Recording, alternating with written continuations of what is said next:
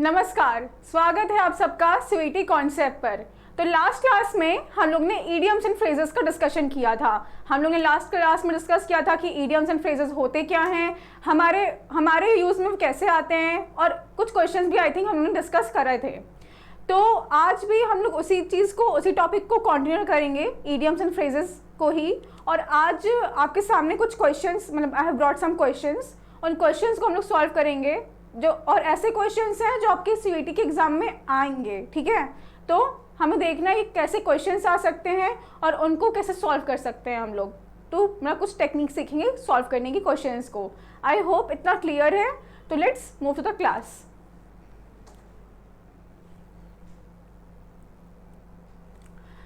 Okay, तो ये हमारा फर्स्ट क्वेश्चन है।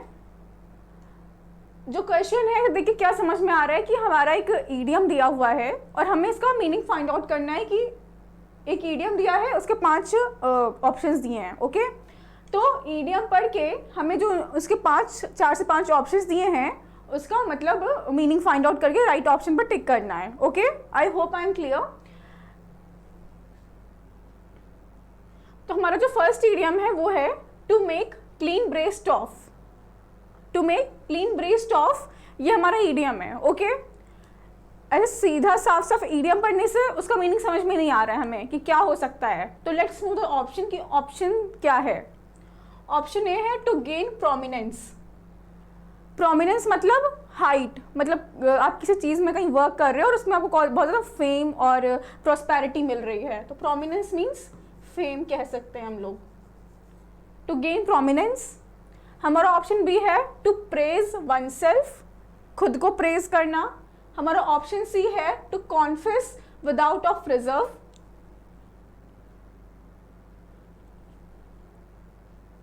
हमारा ऑप्शन सी है to confess without of reserve, मतलब किसी भी चीज को कॉन्फेस करना कि आई हैव डन समथिंग, कुछ हुआ है उसको कॉन्फेस करना।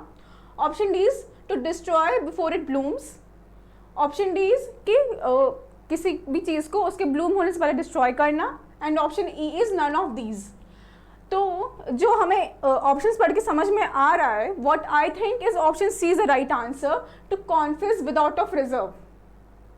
ठीक है, टू मेक क्लीन ब्रेस्ट, मतलब to make clean breast of means कि आप किसी मतलब कोई भी चीज़ कॉन्फेस कर रहे हो, मतलब जैसे होता नहीं छाती ठंडी करना अपनी। To make clean breast of का हिंदी होता है छाती अपनी ठंडी करना। तो छाती कैसे ठंडी होगी या फिर कैसे अपना दिल, मतलब छाती कैसे, मतलब दिल कैसे हल्का करोगे, तो आप किसी चीज़ को कॉन्फेस करोगे तब होगी, है ना। दिल हल्का करना मीन्स कह सकते हैं हम लोग। तो मेरा ऑप्शन सी है to confess without of reserve, मतलब कोई चीज़ हुई है और उसको हम लोग कॉन्फेस कर रहे हैं खुद। ठीक है, तो ये मीनिंग होगा हमारा to make clean breast of, मतलब अपनी जो भी छाती से जितना भी मतलब जितना भी हमारे ऊपर बोझा था किसी भी चीज़ का वो हमने उतार दिया कॉन्फेस करके। Okay, I hope I am clear. Idiom का मीनिंग समझ में आ गया, इसका यूज़ कैसे कर सकते हैं ये भी समझ में आ गया। तो I hope we can move forward. Okay, like we can say कि जैसे एक अथॉरिटी है, एक मिनिस्टर है ना, सो उन्होंने कुछ करप्शन करा है। Okay, so after the corruption he is full of, मतलब बहुत ज़्यादा उनके ऊपर है चीज़ें हैं कि आपने करा है, मतलब उनका दिल पूरा भरा हुआ है। But once he make confession, so we can say कि after that minister made his confession he was clean breast of, मतलब उनके जो दिल हो गया ठंडा हो गया था, he was very calm now. ठीक है, I hope that was clear.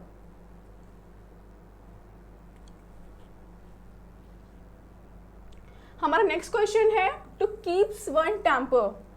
To keeps one temper, ये हमारा ईडियम है। हमें इसके 5 ऑप्शंस दिए हैं, हमें इसका मीनिंग फाइंड आउट करना है। ओके, तो हमारा फर्स्ट है टू बिकम हंग्री, मतलब भूख लगना। Option B is to be in good mood, अच्छे मूड में होना। Option C is to preserve one's energy, अपनी खुद जो एनर्जी है उसको प्रिजर्व करना। ठीक। Option D is to be aloof from, aloof मतलब अलग रहना, मतलब किसी चीज़ से या कुछ लोगों से अलग रहना। ठीक है, and option is none of these. तो I think option B is the right answer, to keep one's temper. To keep one's temper का रियल मीनिंग, मतलब मीनिंग होता क्या है कि आप कोई चीज़ ऐसी हो रही है जिससे आपको गुस्सा आ रहा है, स्टिल आपने उसको देखने के बावजूद भी आप अपने आप को, आपका जो मूड है वो अच्छा रहे कि नहीं मुझे गुस्सा नहीं होना है, ठीक है।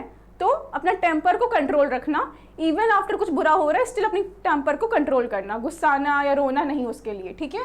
तो option B is right answer, to be in good mood. Okay, I hope the idiom and its meaning was clear to you, है ना। तो लेट्स मूव फॉरवर्ड।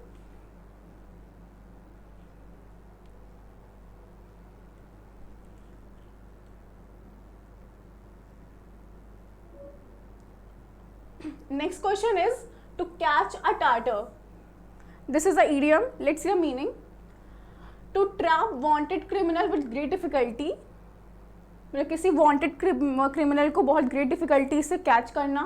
या option B is to catch a dangerous person. किसी dangerous person को catch करना. Option C is to meet with disaster. किसी disaster से meet करना. Option D is to deal with a person who is more than one's match. किसी ऐसे person से deal करना जो कि मतलब जिसके जो ओपिनियंस हैं वो हमसे मैच नहीं करते, ठीक है। And option E is none of these. तो option D is the right answer, to deal with a person who is more than one's match. मतलब ऐसे, मतलब टू कैच अ टार्टर का मतलब है कि किसी ऐसे इंसान से मिलना जो जिसके ओपिनियंस हमसे मैच नहीं करते but still we are catching up. Like हम हम कहीं गए और किसी दोस्त के दोस्त से मिले एंड मुझे उसके ओपिनियंस अपने ओपिनियंस के अकॉर्डिंग नहीं लगे, उसके ओपिनियंस डिफरेंट थे। तो what I will say is कि when I met her friend I could not catch a tartar, ठीक है। I could not catch a tartar मतलब हमारे उसके फ्रेंड का मेरे जो ओपिनियंस थे वो सेम नहीं थे। Okay, I hope that idiom was clear, its use was clear and the meaning was also clear. Okay, let's move forward.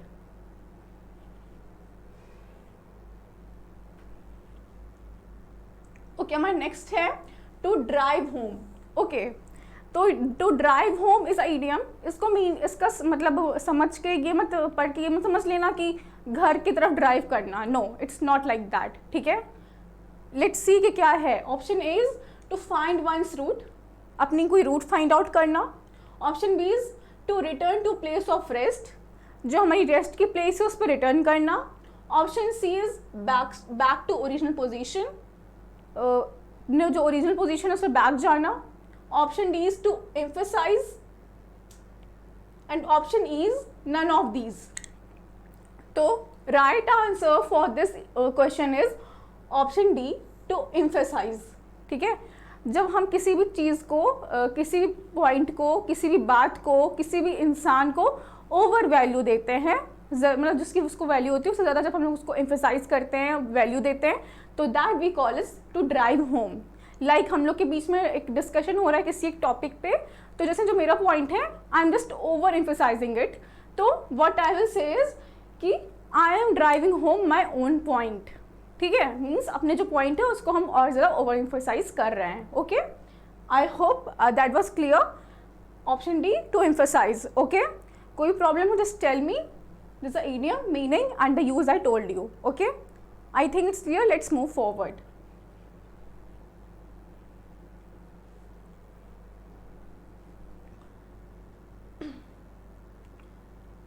Okay, so next question is to have an axe to grind. To have an axe to grind. इस idiom का कोई भी relation कुल्हाड़ी, x मतलब कुल्हाड़ी, we all know, x या कुल्हाड़ी से नहीं है, ग्राइंड होने से नहीं है। ओके, बस वो एक what we study in first class की इडियम्स लिटरल मीनिंग के अकॉर्डिंग नहीं देखे जाते। ओके, तो लिटरल मीनिंग के अकॉर्डिंग हम लोग नहीं देखेंगे, हम लोग सब मीनिंग देखते हैं। तो first option is a private end to serve. Option B is to fail to arouse interest. Option C, to have no result. Option D, to work for both sides. Option E, none of these. Option B में arouse का मतलब होता है to we can say बढ़ाना, increase. Okay,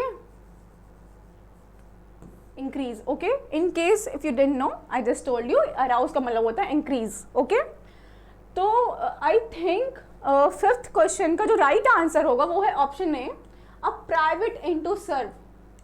to have an axe to grind का मतलब होता है कि हमारा खुद का कोई काम जो हमें करवाना है, कि हमारा एक खुद का मतलब है, खुद का मकसद है जिससे हम कोई काम कर रहे हैं। तो इसीलिए उसको मतलब उसको राइट आंसर है अ प्राइवेट इनटू सर्व, ठीक है, क्योंकि खुद का कोई काम है, प्राइवेट मतलब खुद का पर्सनल कोई काम है जिसके लिए हम कोई काम कर रहे हैं। Like if we are planning, मतलब जैसे कोई, जैसे मान लो कि we are in a city और जैसे एक गवर्नमेंट स्कीम आई, उसको इम्प्लीमेंट करना है, तो officers are very much interested in doing that scheme. तो आई विल आस्क ना कि why are those officers so much interested and so much keen to do that work. तो व्हाट विल, मतलब क्या हो सकता है रिप्लाई उसका कि those officers are so much keen in that policy because they have an axe to grind, मतलब उनको उससे अपना खुद का कोई काम निकलवाना है उन ऑफिसर्स को, इसलिए वो उस स्कीम को इम्प्लीमेंट कराने में इतना कीन है। Okay, I hope that was clear idiom with its meaning and the use. Okay, let's move forward.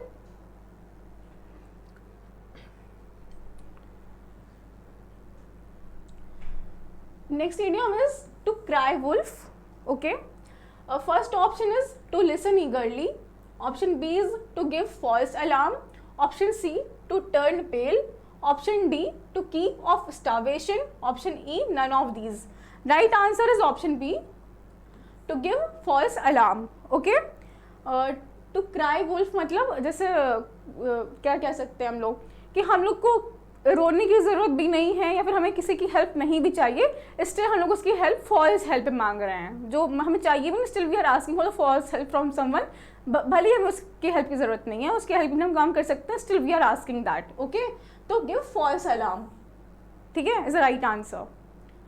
I hope it was clear, let's move forward.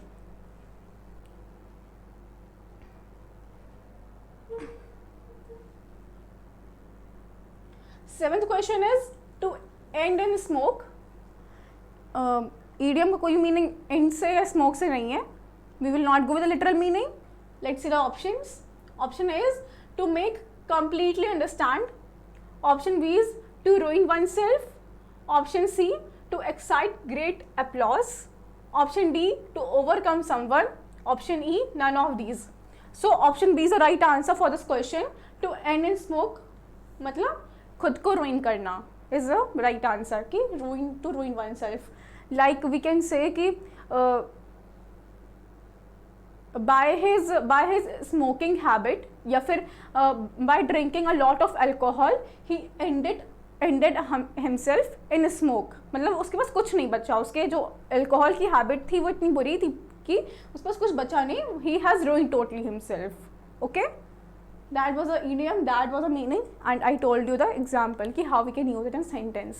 I hope that was clear. Let's move forward.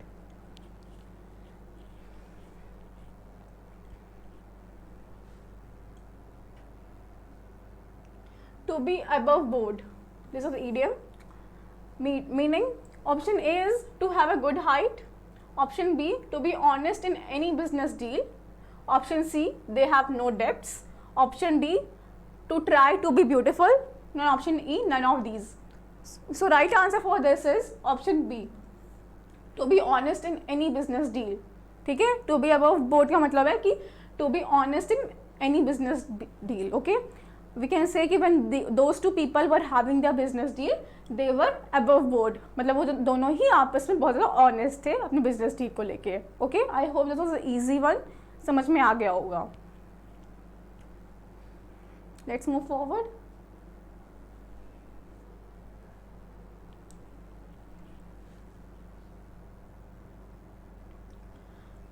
To put one's hand to plow.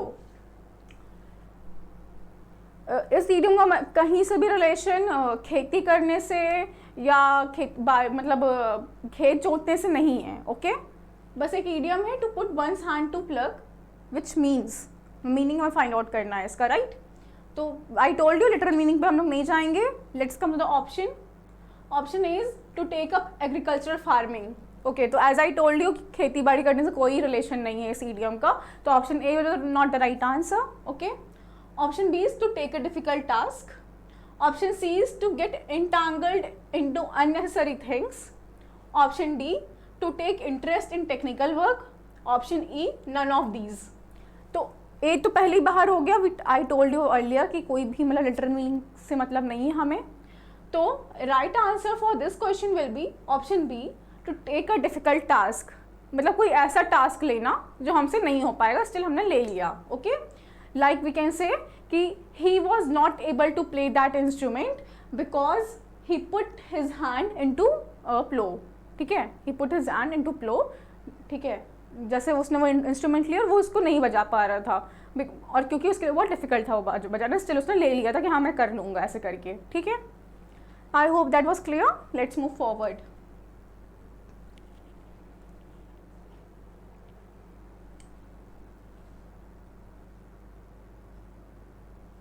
Next question is to pick holes. वही again that thing, हम लोग literal meaning पे नहीं जाएंगे, pick करने और holes pick करने पे कहीं नहीं जाएंगे हम लोग. We will see the meaning कि उसका राइट मीनिंग क्या है. Option A is to find some reason to quarrel. Option B is to destroy something. Option C is to criticise someone. Option D is to cut some part of an item. Option E is none of these. तो option C the right answer, to criticise someone. To pick holes मतलब किसी को criticise करना. Like we can say कि while we were having a discussion in the group, that person was picking holes on me. ठीक है, that person was picking holes on me, मतलब he was trying to criticize me. Okay, I hope that was clear. Let's move forward.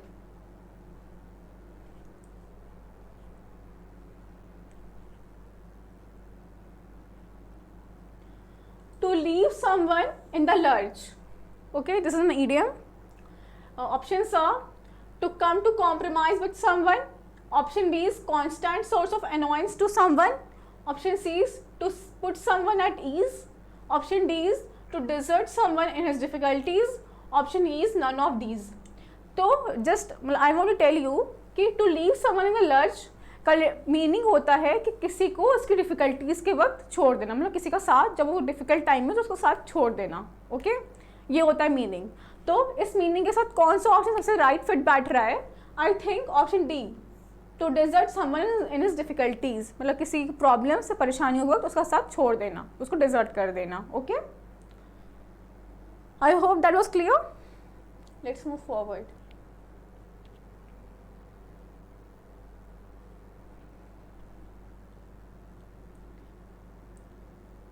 Next is to play second fiddle. This is a idiom. Meaning है to be happy, cheerful and healthy. Option B is to reduce importance of one's senior. Option C is to support the role and view of another person. Option D, to do backseat driving. Option E, none of these. Option C is the right answer.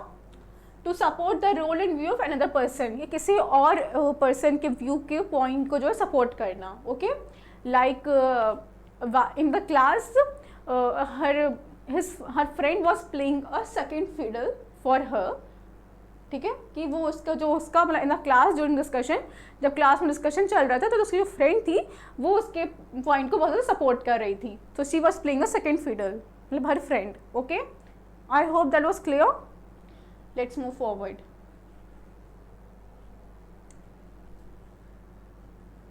Next is to beg the question. Let's see the options. A, to refer to take for granted, to raise objections, to be discussed. या option E, none of these. तो right answer is to take for granted. ठीक है, to beg the question means to take for granted. Okay, I hope that was clear. Next is a black sheep. A black sheep, this is an idiom. idiom का literal meaning के साथ नहीं जाएंगे हम लोग, कहीं भी काले शीप ब्लैक कहीं भी उसके साथ नहीं जाएंगे. Okay, we will see the meaning. Option A is an unlucky person. Option B is a lucky person. Option C is a ugly person. Option D is a partner who takes no share of the profits. Option E is none of these. So option A, B, C and D, four options are totally irrelevant with the idiom. Okay, so option E is the right answer, none of these, because a black sheep means someone who is very odd, who is very different from other people. Okay, I'm just writing here.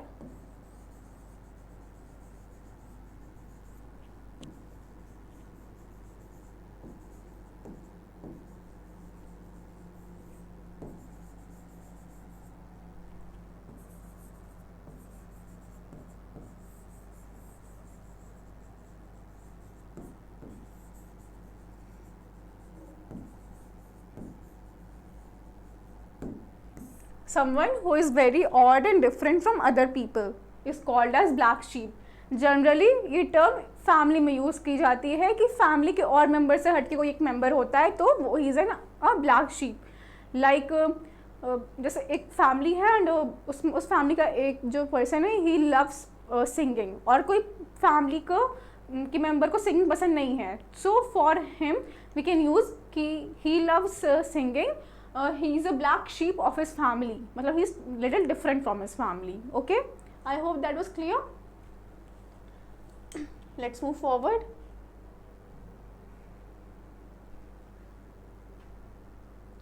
Okay, option means 15 question is a man of straw. Option A is a man of no substance. Option B, a very active person. Option C, a worthy fellow. Option D, an unreasonable person.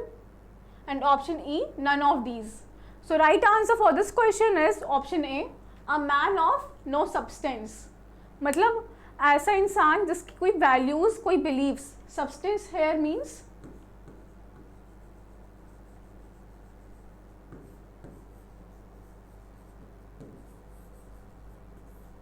जिसकी कोई value, कोई beliefs नहीं है, ठीक है, मतलब कोई भी वैल्यूज और बिलीव्स नहीं उस इंसान की, ऐसा इंसान. लाइक वी कैन से कि don't keep friendship with that man because he is a man of straw, means कोई वैल्यूज और कोई बिलीव्स नहीं है उसकी, इसीलिए. Okay, I hope that was clear. Let's move forward.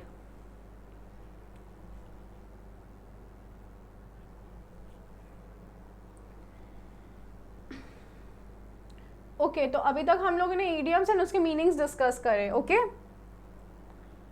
Now we will कुछ अब डायरेक्शंस दिए हैं, उसके अकॉर्डिंग हम लोग क्वेश्चन सॉल्व करेंगे. ओके, तो first is complete the given proverb. एक प्रोवर्ब दिया है और कुछ ऑप्शंस दिए हैं, अब हमें इसको कंप्लीट करना है. तो first is when in Rome do as the Romans do, Greeks do, Spanish do, Chinese do. Option 1 is the right answer. When in Rome, do as the Romans do. Okay, so this is the whole proverb I can say. तो what is the meaning of this proverb? इसका meaning ये है कि when you go to a different culture or when you go to a different place, try to follow the culture or the habits of that place. मतलब ऐसा नहीं कि when you go somewhere you just keep practicing or keep continue practicing your own habits, your own culture. No, when you go somewhere, just learn something new, something different from other culture and practice and follow that when you are there. ठीक है, ये हमारा meaning. Okay, मतलब when you go somewhere, मतलब कहीं नई जगह जाओ तो उसके उनके जो ट्रेडिशंस हैं, उस प्लेस के जो ट्रेडिशंस हैं उनको फॉलो करो, ना कि जो तुम सीख के गए हो ऑलरेडी अपने ट्रेडिशंस वो फॉलो करो. ठीक है, I hope that was clear.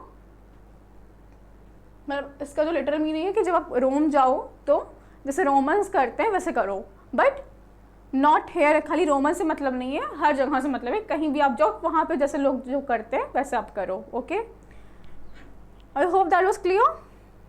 Let's move forward.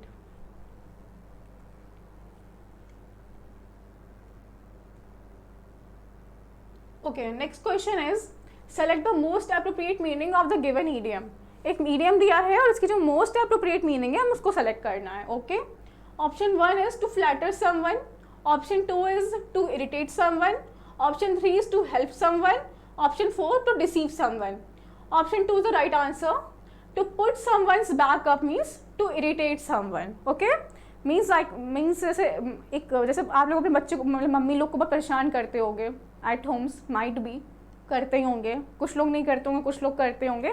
तो वी कैन से कि दैट चाइल्ड, मतलब these children were putting up their mothers back up. Okay, was putting their mothers back up. Okay, कि वो लोग उनको बहुत इरिटेट कर रहे थे.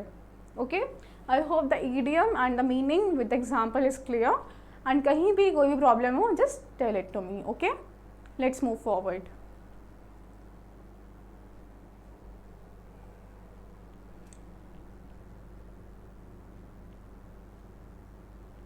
इतना बड़ा सा क्वेश्चन नहीं है, वो जस्ट डायरेक्शन बड़ा सा है. Okay, question is very short and very simple. Okay, given below are some idioms और phrases followed by 4 alternative meanings to each. Choose the most appropriate answer from among the options. मतलब क्या we have read the question, तो कुछ idioms दिए हैं, उनके कुछ meanings दिए हैं, we have to find the most appropriate meaning. तो first is talking 20 to the dozen. Option 1 is talking hurriedly and rapidly. Option 2 is talking too much. Option 3 is talking without making sense. Option 4 talking out of turn. So option 1 is the right answer, talking hurriedly and rapidly. ठीक है, talking 20 to a dozen which means talking hurriedly and rapidly, मतलब बहुत जल्दी जल्दी बात करना. We can say कि whenever the मतलब हाँ, whenever a point of my interest comes I talk 20 to the dozen. मतलब जब भी कोई मेरे इंटरेस्ट का टॉपिक पे बात करने की आती है तो हम बहुत जल्दी जल्दी बोलने लगते हैं. ओके, ये था. आई hope that was clear, the idiom and the meaning and the example 2. Let's move forward.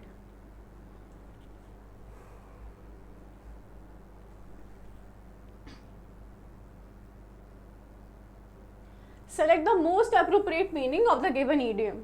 Idiom दिया है और इसकी मोस्ट अप्रोप्रिएट मीनिंग जो है सेलेक्ट करके लिखना है. ओके, फर्स्ट इज मतलब ईडियम क्या है, ईट लाइक अ हॉर्स, घोड़े की तरह खाना. Eat like a horse, okay, literal meaning तो यही होगा ना, घोड़े की तरह खाना, बट ये मीनिंग नहीं है, बस लिटरल मीनिंग है. Meaning we will find out in the options. Okay, option 1 is eat a lot of food. Option 2 is eat making sound. Option 3 dislike food. Option 4 eat food while running. तो option 1 is right answer, बहुत ज़्यादा खाना खाना, eat a lot of food. We can say कि the uncle was eating like a horse in the marriage. मतलब वो शादी में थे तो वो एक बहुत ज़्यादा खाना खा रहे थे, घोड़े की तरह खाना खा रहे थे, मतलब बहुत ज़्यादा खाना खा रहे थे.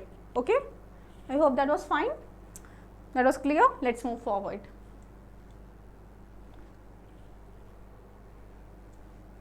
Okay, next idiom is to beat around the bush. I think we discussed it in last class ना, हम लोग लास्ट क्लास में जब idioms and phrases डिस्कस कर रहे थे तो हम लोग ने beat around the bush की मीनिंग पढ़ी थी. I think we did, मतलब जहाँ तक मुझको याद है. Let's see. Option B is to discuss minute details of something. Option 2 is to avoid talking about what is important. Option 3 is to search for a lost thing in vain. Option 4 to hope for something that is unattainable. तो option 2 the right answer, कि जो चीज़ important है उसके बारे में ना बात करके बाकी और सारी चीज़ों के बारे में बात करना. ठीक है, ये हमारा मीनिंग है beat around the bush. While we can say कि while the debate was going the team of the opposition team was beating around the bush. मतलब जो पॉइंट की बात थी वो नहीं कर रही थी, बाकी और सारी बातें कर रहे थे वो लोग. Okay, I hope that was clear. Let's move forward.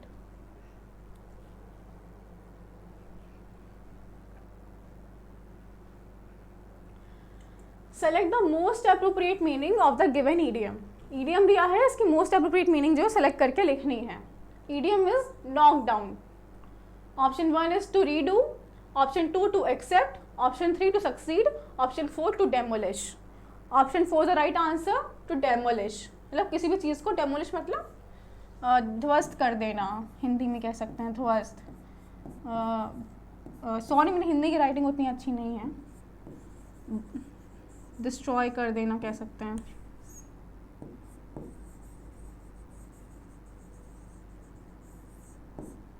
We can say कि the builder demolish the park to build a new building.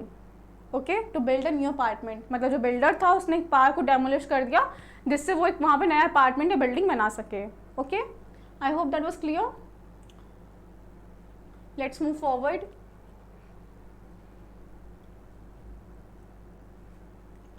Select the most appropriate meaning of the given idiom. Idiom दिया है, उसमें से most appropriate meaning जो option में से find out करके लिखनी है. What the idiom is 40 wings. This is an idiom meaning. Option 1 a worthless object. Option 2 a hot day. Option 3 a short nap. Option 4 a brief statement. Option 3 is a short nap. ठीक है, ये हमारा idiom है, इसका meaning है 40 wings का मतलब होता है a short nap. For example we can say कि while you are eating I will take 40 wings. मतलब जितनी देर में तुम खाना खा रहे हो उतनी देर में मैं एक छोटा सा नाप ले लेता हूँ. Okay, I hope that was clear. Let's move forward.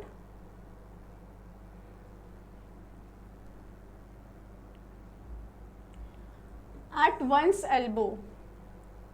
At one's elbow means next to someone. Option 2 far away. Option 3 strong grip. Option 4 strong bond. Option 1 the right answer, next to someone. जैसे हिंदी में हम लोग बोलते नहीं है यार मेरे सिर पे क्यों खड़े हो, मेरे सिर पे क्यों खड़े हो, उसका इंग्लिश में वर्जन आ जाता है eight once elbow.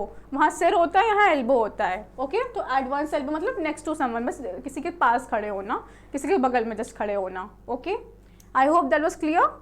Let's move forward.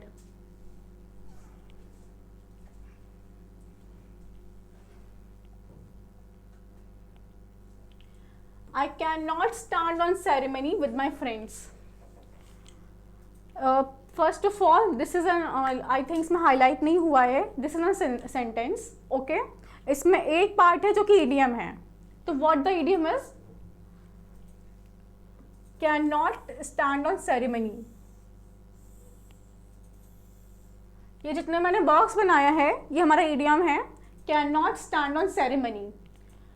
अब हमारा ये idiom है. लेट्स फाइंड आउट की मीनिंग क्या हो सकती है इसकी. First is like ceremonies. Option 2 is get personal. Option 3 is avoid being invited. Option 4 is be formal. So right answer is be formal. Means the what the writer wants to say is कि I can't be formal with my friends, कि formal नहीं हो सकता. I can not stand on ceremony मतलब can't be formal. Okay, जैसे we can say कि please you can come and sit here, we are not standing on a ceremony. मतलब हम लोग कोई फॉर्मल मीटिंग नहीं कर रहे हैं, तुम आके बैठ सकते हो हम लोग के साथ. Okay, I hope the idiom with its meaning and example was clear. Let's move forward.